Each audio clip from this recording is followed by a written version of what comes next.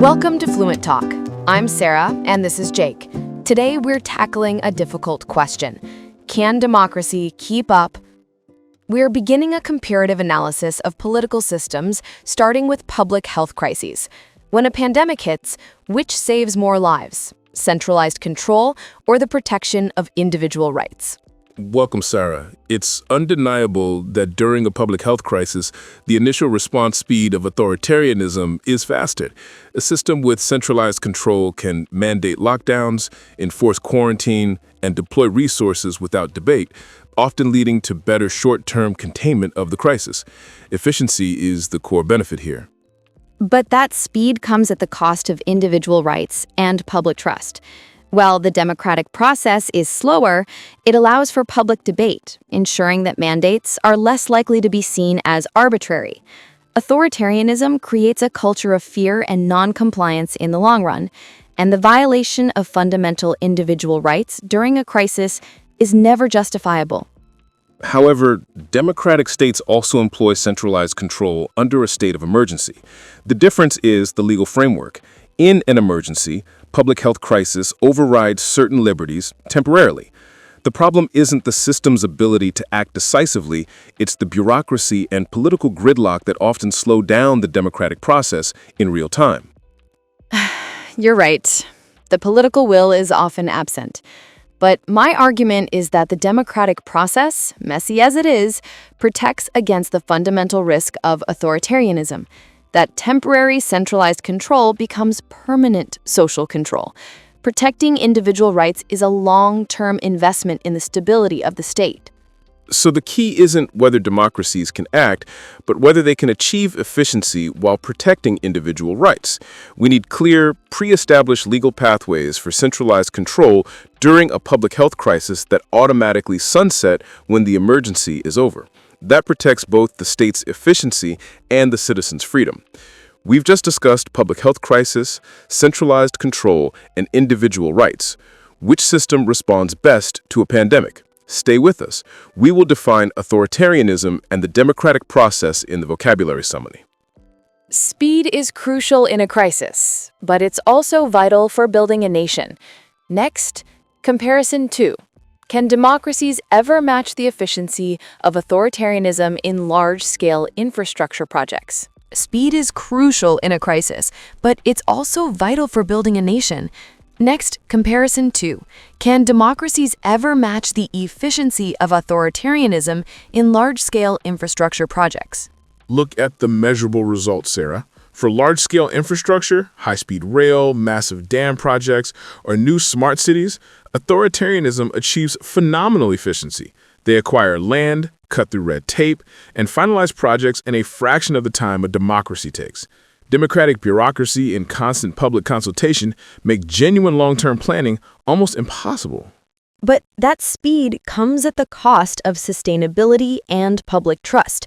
Democratic bureaucracy is messy, yes, but it ensures public consultation and proper environmental review.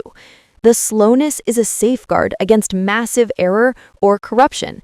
Infrastructure built quickly under centralized control often ignores local communities and results in catastrophic unintended consequences later. Yes, the sweet sound of democratic accountability. We spend 5 years debating the color of the safety barrier before even breaking ground. It's the sheer weight of the bureaucracy and red tape that kills efficiency and meaningful long-term planning. Well, that red tape ensures you have the right kind of barrier, Jake.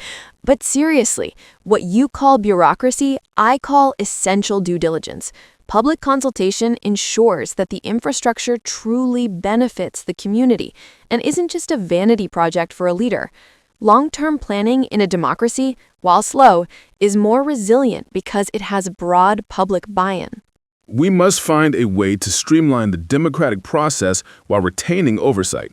Efficiency in infrastructure is vital for global competitiveness. Perhaps we need independent, non-political agencies that can bypass some of the political bureaucracy on crucial projects while maintaining the legal requirement for public consultation. We've just discussed infrastructure, efficiency, and the nightmare of red tape. Which system builds better? Stay with us. We will define bureaucracy and public consultation in the vocabulary summary. Building things is one thing, but running an economy is another. Next, comparison 3. Which system fosters more innovation and creates better economic stability? Building things is one thing, but running an economy is another. Next, comparison 3. Which system fosters more innovation and creates better economic stability? Well, I think the traditional wisdom is that free market economies, the heart of democracy, drive innovation because of the fierce competition and the profit motive. But that comes at a massive cost. Economic stability. The boom and bust cycles are brutal. A state-directed or planned economy can offer genuine long-term economic stability. But a planned economy, by definition, stifles the spontaneous risk-taking needed for real innovation. When the state controls all subsidy and production, who decides what the next big idea is? It's usually a committee. And committees, bless them, don't invent iPhones. They manage 5-year plans. That's a fair point. But the state can strategically direct massive subsidies toward critical sectors. Think clean energy or space tech, where the risk is too high for the free market alone. And sometimes prioritizing economic stability, like guaranteeing jobs or controlling inflation, is more ethical choice than chasing hyper-fast but volatile innovation. Go on. I can see you're trying to articulate the trade-off here, Jake.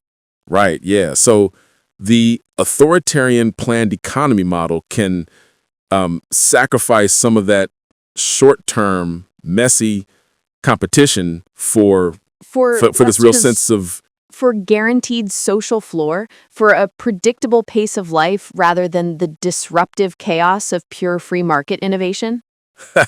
Yes, exactly. A predictable pace of life.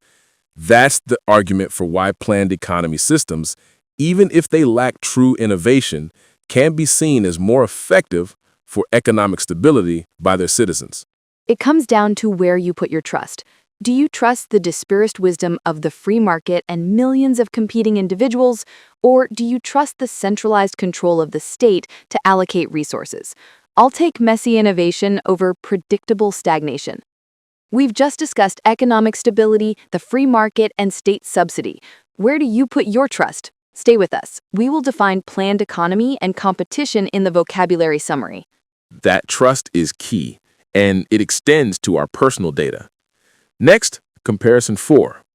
The ultimate trade-off between data privacy in democracies and the social control of authoritarianism. That trust is key, and it extends to our personal data.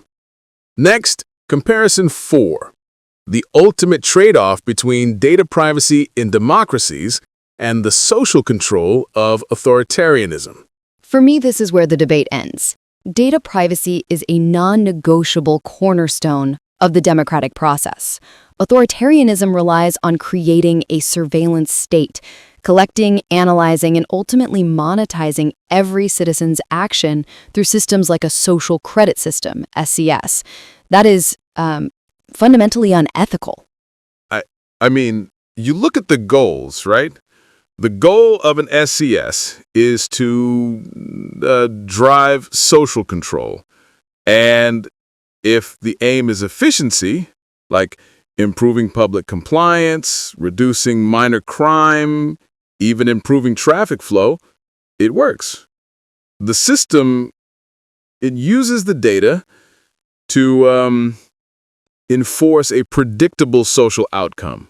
But at what cost? That social control introduces massive potential for algorithmic bias.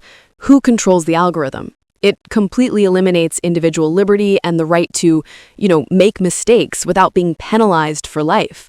The cost to data privacy it's just too high. The trade-off is efficiency for freedom. The problem with the surveillance state is, I think, that when you have that much centralized control over all the data, you just can't prevent the abuse, the temptation to use that social control to silence political dissent it's just like too big a temptation for any single leader. Exactly. You're saying that the very efficiency of the surveillance state makes it inherently unstable because it lacks the accountability of the democratic process. Protecting data privacy is the mechanism that forces government accountability. Yeah. That's what I was trying to get out. The speed of authoritarianism always ends up sacrificing the things that make society worth living in, which is individual rights. We've just grappled with the social credit system, data privacy, and social control. How much privacy are you willing to give up for stability? Stay with us. We will define surveillance state and algorithmic bias in the vocabulary summary. That brings our difficult comparison to a close. Now that we've tested the limits of both systems, let's solidify these challenging terms so you can use them with absolute confidence. That brings our difficult comparison to a close. Now that we've tested the limits of both systems, let's solidify these challenging terms so you can use them with absolute confidence. Welcome to the final segment. Today, we've chosen 6 essential terms that define the political struggle between freedom and efficiency. Listen closely. First, centralized control. This refers to the concentration of planning and decision-making power at a single high-level point in a system or government. Example, centralized control is often used to achieve efficiency during a public health crisis. Next, bureaucracy. This describes a system of government or management marked by a rigid adherence to rules and procedures, often leading to slow decision-making. Example, democratic bureaucracy can slow down infrastructure projects. Third, innovation. This is the process of translating an idea or invention into a good or service that creates value or for which people will pay. Example, free market competition is the primary driver of economic innovation. Fourth, social credit system, SCS. This is a comprehensive national system that monitors citizens' economic and social behavior to assign a rating or score. Example, an SCS is an example of authoritarian social control. Fifth, data privacy. This is the right of an individual to have some control over how their personal information is collected, stored, and used. Example, strong data privacy laws are essential to the democratic process. And finally, authoritarianism. This is a form of government characterized by a strong central power and limited political freedom. Example, authoritarianism typically sacrifices individual rights for centralized control. That was a deeply interesting comparison, Sarah. It really shows there's no easy answer. No, I agree. So, our final question for you. Based on our debate, would you trade some data privacy for better, more predictable economic stability? Tell us below. Remember to hit that subscribe button. We post a brand new episode with fresh debates and essential vocabulary every single day at 6 a.m. on the English Easy channel. Don't miss it. We'll see you next time.